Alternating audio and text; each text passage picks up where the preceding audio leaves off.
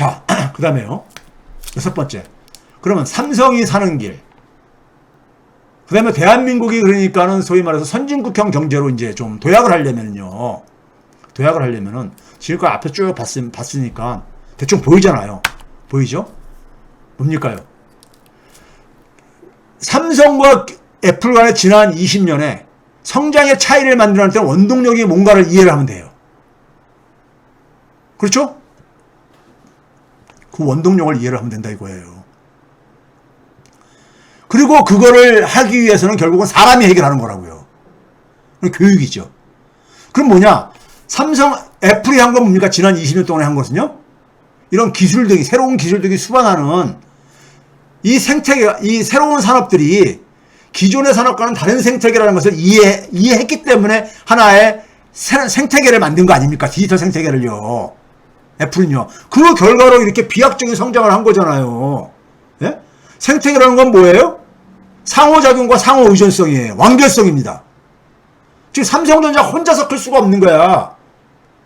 삼성전자가 팹리스, 파운드리 뭐 다 할 거면 모르겠지만은, 자기가 다 할 거면 모르겠지만요. 뭐 부품, 장비, 소재 다 할 거면 모르겠지만 혼자서 그렇지 않다면요. 대한민국의 반도체 산업 생태계를 그러니까는 만드는데 자기도 일릭을 담당을 해야 되는 거예요. 예? 파운드리를 육성하고 싶으면은 한국의 팹리스를 그러니까는 육성하는데 삼성전자도 기여를 해야 되는 거예요. 이런 인식을 갖고 있어야 되는 거야. 왜? 반도체 생태계를 그러니까는 제대로 그러니까 건강하게 만들려면 상호 의존적인 거잖아요. 팹리스하고 파운드리의 상호 의존성. 그 다음에 뭐냐면은 메모리 반도체하고 부품 소재하고 상호 의존성. 그 상호 의존성에서 완결성이 만들어지는 거잖아요. 예? 거기서 더 나아가서 반도체라는 하드웨어를 가지고 그 다음에 더 나아가서 모바일 생태계를 그러니까는 일단 그림을 이해를 해야 되는 거잖아요. 그러려면 이 새로운 기술들이 만들어내는 변화의 깊이와 변화의 이 가치를 지속 가능하게 만들기 위해서 통합적인 사고가 필요하다는 거 아닙니까? 예? 근데 삼성전자의 인재는요, 그냥 메모리 반도체, 즉 제조업이죠. 제조업 생태계의 DNA. 그건 바로 뭡니까? 기계론적인 세계관이죠. 기계론적인 세계관은 건 뭐예요? 자동차를 얘기한다면 자동차의 부품이 수만 개가 있잖아요. 그 부품, 그 중에 특정 부품에 특화를 한 거예요. 삼성전자는요. 예?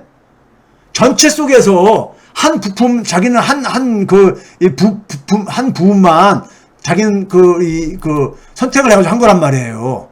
근데 애플은 뭐냐면은 전체를 만드는 것을, 예? 그리고 그 전체가 어떤 방향으로 가고 있는지를 이거를 이해한 속에서 그림을 그리는 거고요. 그러다 보니까 애플은 자기들이 그러니까는 하드웨어를 안 만들어도 자기들이 꼭 필요로 하는 거 만들잖아요. 칩도요. 그러니까요. 자기들이 필요로 하는 소프트웨어를 자기들이 만들잖아요. 근데 자기들이 만들 필요가 없는 하드웨어들, 부품 소재들은 어떻게 합니까? 갑질하면서 그러니까는 자기가 갖다 쓰잖아요. 애플이 사겠다고 하면은 굉장히 하면서 조언을 하잖아요. 어? 애플이 삼성전자의 이 메모리 반도체 사간다. 고객이 따르면은 굉장히 막 환호하고 앉아있잖아요. 예? 애플이 갑이잖아요. 갑. 애플은 자기들이 꼭 필요한 건 자기들이 만들면서 나머지 부분들에 대해서도 어떻게 합니까? 갑질을 하잖아요. 갑이잖아요. 애플이 그러니까 애플카 만들면서 현대자동차한테 니네 우리 자동차 제조해 줄래?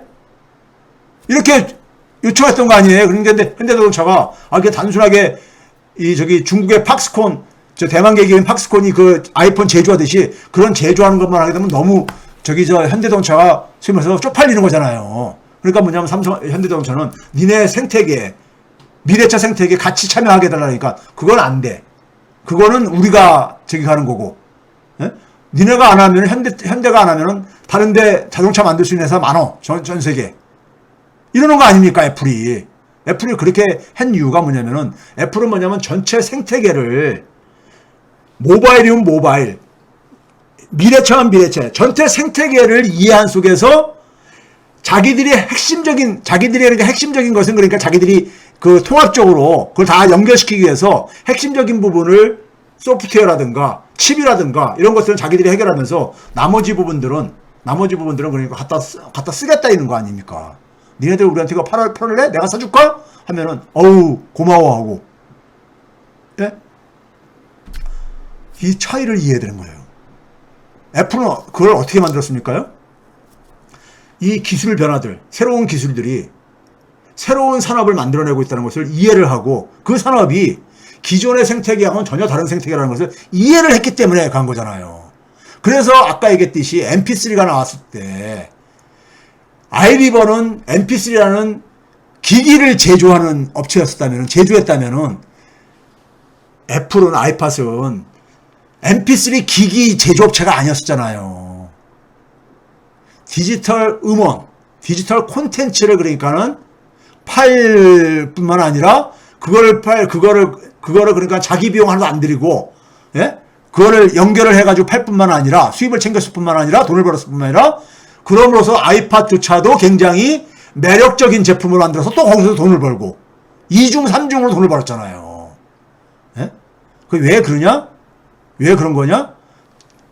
디지털 생태계라는 걸 이해를 했기 때문에 그런 거죠. 예?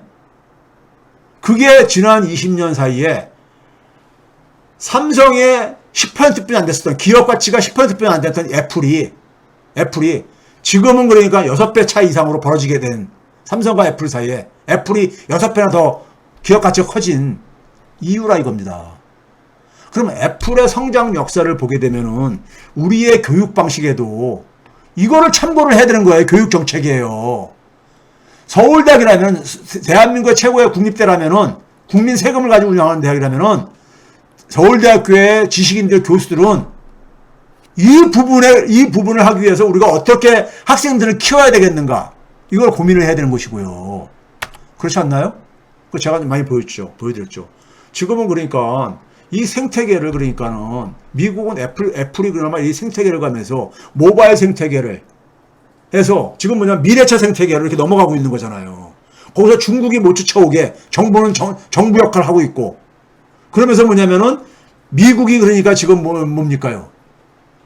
지금은 반도체라든가 이런 부분을 한국이나 대만에 의존하고 있지만은 얘네들까지도 그러니까 미국에다 끌어들여다가 만들어야 되겠다 해가지고 한국에다가 뭡니까요? 삼성전자한테 니네 그러니까는 6G 그러니까 6G가 바로 뭡니까요? 도심 항공 모빌리티. 예? 이 도시에서 날아다니는 자동차 이걸 만드는 게 이제 이게 도심 항공 모빌리티잖아요. 미래차에는 이것도 포함되어 있는 거잖아요. 여기에는 그러니까 통신이 6G가 필요하잖아요. 이거에 그러니까 참여시켜 줄 테니까는 예? 네, 차세대 그러니까 소위 말해서 이 그 통신 동맹에 예? 참여시켜 줄 테니까는 우리나라에 와가지고 공장 지어 이렇게 하는 거잖아요. 예? 대만은 근데 미국에서 지으라니까는 지금까지도 몇 개 지었지만은 거의 별로 거기 수리차단 받는 데가 아니거든요. 대만에서 하면서도 얼마든지 미국 기업들하고 거래할 수 있거든. 그러니까 뺀질뺀질하게 지금 그러죠. TSMC는요. 예? 근데 우리는 지금 삼성전자가 메모리 반도체 하다가 지금 뭐냐면은 파운드리 가겠다고 하고 있으면은 우리나라는 저기 대학에서 뭐 하냐면은 메모리 반도체를 만드는 인재 육성, 그 다음에 그냥 파운드리를 진출하겠다 그러니까는 파운드리에 필요한 인재 육성, 그 다음에 LG가 그러니까는 저 전기차 배터리를 만드는 배터리에 필요한 인재 육성, 이런 식으로 우리는 그러니까는, 예? 근데 이런 기업들이 중요한 기업이지만 전체 생태계에서 한 부분만을 담당하는 저거잖아요. 예? 그 우리나라 인재들은 왜 이 전체 생태계를 볼 수 있는 이런 교육을 못 시키냐고요. 예? 우리나라의 청년들이 애플 같은 생태계를 만드는 이런 인재가 왜 안 나오겠냐고. 우리나라 청년들이 왜 그 정도 그러니까 두뇌가 없냐고요. 교육을 제대로 못 시키니까 그런 거죠. 기업한테 끌려다니고 앉아있고. 그렇죠? 그 디지털 경제 생태계에서든 그러면 우리가 기존의 제조업 시대 때 설계 역량하고 아까 반도체 산업에 봤듯이 설계 역량하고 디지털 경제 생태계에서 설계 역량은 다르지요. 다른 세상이 연계됐으니까. 디지털 경제 생태계는 뭡니까요? 물리적으로 우리가 오프라인에서는 물리적으로 연결됐던 거잖아요. 근데 물리적인 장벽이 있었잖아요. 오프라인에는요. 그렇죠? 한국에서 미국 가려면은 비행기 타고 가야 되는, 이렇게 되는데, 디지털 경제 생태계는 뭡니까? 이런 장벽이 없잖아요. 예? 장벽이 없잖아요. 온라인에서 연결되다 보니까 장벽이 없잖아요. 그렇죠? 그러니까 거기다 실시간 연결될 수 있잖아요. 굉장히 빠르게 연결되잖아요. 물리적으로 연결하려면은 한국에서 미국 가려면 열 몇 시간 비행기 타고 가야 되는 시간이 걸리잖아요. 근데 디지털 상태에서는 실시간으로 연결되잖아요. 그리고 장벽도 없잖아요. 연결을 막는 최고의 연결 세계입니다. 최고의 연결 세계. 그래서 초연결보다는 하이퍼 연결 세계인 겁니다. 예? 이런 연결 세계에서는, 모든 게 연결된 세계에서는 어떤 사고가 필요한 겁니까? 전일주의적인 사고. 모든 것이 그러니까 통합적으로 보는, 전체적으로 보는, 이걸 영어로 홀리스틱 싱킹이라고 그러죠. 전체적으로 보는 이런 사고가 필요한 거예요. 모든 것이 연결되어 있으니까. 근데 우리는 여태까지 산업화 사회 때는 뭡니까요? 기계론적인 사고를 가고 있죠. 뭐냐면 자동차는 기계, 그러니까 부품이 그러니까는 수만 개가로 구성되어진 거라고 이렇게 보니까 지금 뭐냐면 1 더하기 1이 10개가 돼지면 10이다 하는 이러한 사고인 거 있잖아요. 1 더하기 1을 3개 더하면 3이다 하는, 각자가 그러니까 합해지면 그게 전체가 된다. 이런 게 기계론적인 사고잖아요. 그런데 모든 게 연결되어 있는 세계 속에서는 1 플러스 1 플러스 1이 3이 아니라 10이 될 수도 있고 30이 될 수도 있고 이런 거잖아요. 그러려면은 이거 전체를 그러니까 연결지어서 봐야 되는, 모든 게 유기적으로 연결되어 있다는 이런 사고 속에서 봐야 되는 거잖아요. 우리가 지금 직면하고 있는 기후위기도 해결하려면 바로 그런 거 아닙니까? 지금 우리가 직면하고 있는 팬데믹을 대처하려도 바로 이런 사고의 전환이 필요한 거잖아요. 근데 디지털 경제 생태계가 바로 그러한 사고를, 지금 우리가 기후위기라든가 우리가 쓰이 말해서 이 전염병, 이 감염병, 이 유행을 우리가 극복하기 위해서 필요로 하는 사고의 전환과 똑같이 맥락이 닿아져 있는 거예요, 지금요. 그러니까 세상이 뭐냐면은 하나로 다 통합된, 전체 하나로 통합돼 버린 거예요. 예? 이 기술 변화로. 그렇잖아요. 물리적인 장벽이 없잖아요. 연결을 가로막고 있는 장벽이 없잖아요. 오프라인에서는 장벽이 있잖아요. 바다에 장벽이 있고, 산에 장벽이 있고, 장벽이 있잖아요. 연결이 그러다 보니까는 잘 안 되잖아요. 그런 장벽이 있는 때는요. 그리고 물리적으로 거기 넘어가려면 시간이 걸리잖아요. 근데 디지털에서는 그런 장벽이 없잖아요. 디지털에서는 실시간으로 연결되잖아요. 그러니까 통합이 훨씬 더 깊이 있게 이루어진 거죠. 모든 게 연결되어 있다는 얘기는 그걸 끊어서 볼 수 없다는 얘기인 거잖아요. 사고의 대혁명이 필요한 겁니다. 그러니까 우리 기성세대가 살아왔던 세상하고 전혀 다른 세상이 지금 전개되고 있는 거예요. 근데 우리는 우리 아이들한테 우리가 살아왔던 방식으로 계속해서 아이들을 교육시키려고 하고 있는 거예요. 예? 지금 봐보세요. 그러면 이 애플 모델에서 보듯이 우리가 아이들을 어떻게 키워야 되느냐? 기본적으로 다른 가능성들을 다 열어놓아야 되는 거예요. 이분법적 흑백론, 선악론 이런 거 가지고 해가지고, 예? 다른 것은 그러니까 보지도 못하게, 예? 다른 것은 그러니까 시야를 가리게 하고 못 보게 하고 이렇게 하게 돼가지고는요. 이렇게 해가지고는 새로운 거 못 만들어내죠. 이런 걸 열어놓은 상태 속에서 새로운 기술들로 변화된 가치 창출 역량을 키워줘야 되는 거죠. 앞으로 저는요, 기업들은 다 이제 그러니까 쪼개집니다. 기업이 굉장히 유연화됩니다. 왜? 아까 우리가 애플 봐보세요. 애플이 그러니까 우리가 이 아이팟을 가지고 아이팟을 공급했던 그러니까 음원 콘텐츠를 그게 기업의 직원들이 만든 겁니까? 아니잖아요. 기업 직원이 한 역할은 iOS, 예?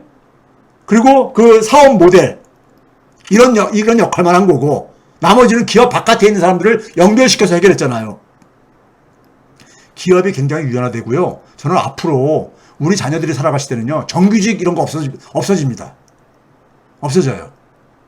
그러면 그러한 상황 속에서 필요로 하는 노동이라는 것은 어떤 역량이 필요하겠습니까? 요즘 보게 된 팬데믹 지나고 나서 이제 그러니까 우리가 이 과거로 이제 정상으로 돌아가면서 기업들이 출근하라고 이렇게 가다 보니까는 직원들이 반발이 심화되는 이런 뉴스 많이 듣죠. 지난 2년 동안에 2년 넘게 우리가 이 팬데믹 속에서 살면서요. 가만히 보니까는 기업은 자기 필요에 의해 가지고 원격 근무, 재택근무를 했단 말이에요. 필요에 의해서. 근데 하다 보니까 직원들은 처음에는 그게 어색했는데 하다 보면 적응을 하면서 보니까는 그게 굉장히 좋은 거야. 굳이 그러니까 출근하면서 내가 할 필요가 없는 거야. 그러니까 미국이나 한국이나 이런 데서 다시 직장을 돌아오라니까 많은 직원들이 때려치고 나는 안 가겠다. 이러는 거 아닙니까? 예? 그러면 기업 직원들이 그러니까 이제는 뭐냐면 나 그러면 나 저 직장 옮길래마 이런 식으로 하니까는 그 직원들을 확보하기 위해서 기업들이 좀 타협을 하고 있는 거 아닙니까? 뭐 3일 출근하고 3일 재택근무하고 이틀은 출근하고 이런 식으로 막 지금 막 시도를 하고 있는 거잖아요. 즉 지금 이 그 노동의 성격이 굉장히 변하고 있는 거잖아요. 근데 우리가 이 디지털 역량에서는 디지털 생태계에서는 뭐가 필요했었어요? 사람의 그러니까 아이디어가 굉장히 중요했잖아요. 그렇죠? 디지털 콘텐츠, 디지털 소프트웨어는 사람의 아이디어였잖아요. 이 아이디어는 어디서 나오는 겁니까? 자기가 좋아하는 걸 해야지 나와요. 좋아하는 걸 해야지만이 새로운 호기심이 그러니까 새로운 것을 배우려는 호기심도 생기는 거죠. 그냥 혼자서는 그러니까 가치를 못 만들어내죠. 이 음원 콘텐츠를 만든 사람도 아이팟에 그렇게 해서 자기도 돈벌이를 돈을 벌 수 있는 새로운 기회를 더 확보한 거 아니에요. 그래서 공동 창조하는 겁니다. 돈벌이를 같이 만들어내는 거예요. 공동 창조, 가치를 공동 창조하는 거죠. 협업 능력이 강조되는 이유인 거예요. 혼자서 잘하는 놈 필요 없다는 거 아닙니까? 팀을 짜가지고 작업하는 이런 거를 잘하는 사람이 필요하다는 거 아닙니까? 구글이나 애플에서. 거기다가 뭡니까요? 이런 걸 하려면 결국은 뭡니까요? 능동성을 갖춘 자기가 적극적으로 팀도 만들어야 되고 자기가 적극적으로 문제 해결하기 위해서 사람들과 연결을 통해서 그러니까 이걸 해결하려고 하는 이런 능동성이 있어야 되죠. 그리고 뭡니까요? 재택근무, 원격근무 이런 게 되려면 자율노동이 돼야 되잖아요. 우리가 과거에 전통적으로 빌딩에 출근을 해가지고 한 거는 바로 뭡니까요? 열심히 일하는지 안 하는지 감시하기 위해서 출근시킨 거란 말이에요. 근데 이제는 뭐냐면은 자율노동 시대로 지금 이렇게 전개가 되고 있는 거예요. 우리가 팬데믹 겪으면서요. 자율노동이 되려면요. 성과를 당분간은 성과를 보여달라 그러겠지만은 궁극적으로는 자율노동이 제대로 작동하려면요. 노동을 하는 노동자들도 자기가 좋아하는 일을 하게 되면은 자기가 감시 안 받아도 자기가 좋아하는 일이 좋아하다 보니까 좋아하는 걸 열심히 할 게 아닙니까? 그렇죠? 그래서 재택근무나 원격근무가 자율노동이 이게 활성화되면요. 이건 그냥 자리 잡게 돼버립니다. 굳이 뭐 출근은 필요에 의해서 출근하는 거예요. 예? 직장에 갈 일도 있겠죠. 갈 일이 사람 만날 일도 있겠죠. 반드시 직장에서 만날 필요도 없죠. 뭐 카페에서 만날 수도 있고. 그렇게 아니겠습니까? 이게 필요에 의해 가지고 하는 거는 그거까지 반대는 안 하잖아요. 근데 그냥 내가 집에서 일을 해도 아무 적이 없는데 내가 알아서 할 텐데. 예? 근데 굳이 막 출근하라 그래. 출근 시간 아주 그냥 교통체증에 아주 그냥 죽겠고. 그런데 시간 길거리에서 없애고 막 그랬는데. 예? 그렇죠? 이게 지금 변화하는 디지털 경제 생태계에서 이게 그러니까 기업도 그러니까 여기에 적응을 해야 되지만은 노동자들도 뭐냐면은 여기에 적응하려면은 자기가 자율적으로 능동적으로 노동을 하려면은요. 자기가 좋아하는 걸 해야 되죠. 그러면 굳이 그러니까 이제 출근할 필요가 없게 된다는 얘기는 바로 이게 뭡니까요? 우리가 노동조합을 만들고 노동자라는 것은 바로 뭡니까요? 도시화 속에서 산업화실 때 도시로 모여가지고 공장에 한 공간에서 사람들을 다 그러니까 모여놓고 일시키는 데서 바로 조직화된 노동도 나온 것이고요. 그런 속에서 감시체제 속에서 억지로 강요받아서 노동하는, 예? 돈 벌기 위해서 이런 노동이었는데 지금은 바로 뭡니까요? 이제는 뭐냐면 아이디어가 더 중요해. 아이디어는 뭐냐면 좋아하는 일을 해야지 아이디어가 많이 나와. 그리고 자기 혼자서 문제 해결을 할 수 없어. 다른 사람과 협력을 통해서 해야 돼. 그러려니까 자기가 굉장히 능동적으로 다른 사람과 팀을 짤 수 있어야 되고 능동적으로 자기가 그러니까 좋아하는 일을 해야지만이 자기가 그러니까 자율적으로 고용도 굉장히 유연화되는 거죠. 기업도 유연화되고요. 이건 대세입니다. 대세예요. 그러면 이렇게 이제 가치 창출 방식도 바뀌고 노동 성격도 변화하게 되면요. 우리 아이들이 살아가는 시대가 지금 이런 방향으로 가고 있다는 얘기예요. 그럼 삶의 양식도 바뀌죠. 삶의 양식. 자, 우리가 예를 들어서 출퇴근할 필요가 없어지게 되면요. 되게 출퇴근하는 직장이 어디에 있습니까? 대도시에 중심부에 고층 빌딩에 다 있잖아요. 그럼 그 고층 빌딩에 대한 수요도 줄어들 거예요. 아마. 이게 부동산 시장에도 영향을 미치겠죠. 예? 그렇죠? 우리가 과거에는 그러니까 우리가 서울에서 변두리로 나가서 소위 말해서 그러니까 전원 생활을 하는 사람들이 한 1년 하다가 다시 도시로 돌아온 이유가요. 너무 출근하는데 시간이 오래 걸리는 거야. 근데 이제 출근을 매일 할 필요가 없다 보면은 한 일주일에 한 번 정도, 두 번 정도 갈 거면은 그냥 바람 쐴 겸 해가지고 드라이브 할 겸해서 쫙 갔다가 서울 같으면 저 양평 같은 데서 살다가 전원주택 생활하다가 이렇게 할 수도 있는 거예요. 그러니까요. 삶의 양식이 바뀌죠. 우리가 농촌에 살다가 도시로 오면서 삶의 양식이 바뀌고 도시 문화가 형성됐듯이요. 문화도 바뀌죠. 그러면 그러한 사람들의 삶의 양식과 문화에 맞춰서 제도들도 바뀌어야 되는 거죠. 그렇죠? 이런 것들이 개인적인 삶의 어떤 변화, 그 다음에 사회 전체적인 어떤 하나의 변화, 이것까지 이해를 해야 되는 거예요. 그래서 거기에 맞는, 그래서 스티브 잡스가 인문학과 기술을 결합을 얘기한 게 바로 그겁니다. 예? 그러면 이러한 변화들, 삶의 어떤 양식도 변화하고, 그 다음에 문화도 변화하고, 노동 성격도 변화하고, 가치 찾추는 맛도 변화하고 했을 때, 이것이 그러니까는, 이것을 이해한다는 건 결국 뭡니까? 예? 이것은 사람에 대한 이해, 사회에 대한 이해, 그렇죠? 거기다 플러스 뭐냐면, 그것을 그러니까는, 그러한 수요에 부응하기 위해서는 어떤 기술을 우리가 활용할 수 있는가? 기술에 대한 이해. 그러니까 기술, 인문학, 플러스 사회가 이런 것의 전체적인 이해가 필요한 거죠. 이런 미시적인 의미, 거시적인 의미까지를 이해하려면요. 그렇죠? 그러니까 이 기술 진보라는 것은 지금 아까 얘기했듯이 초기에 얘기했듯이요. 이 농촌이라는 공간을 중심으로 살았던 시대에서 도시 중심의 어떤 하나의 문화 문명으로 이렇게 변했듯이요. 도시 문명으로요. 지금은 디지털 경제 생태계에서 돈과 사람이 글로 이동을 하면서 새로운 지금 그러니까 우리가 새로운 문화, 새로운 사회로 지금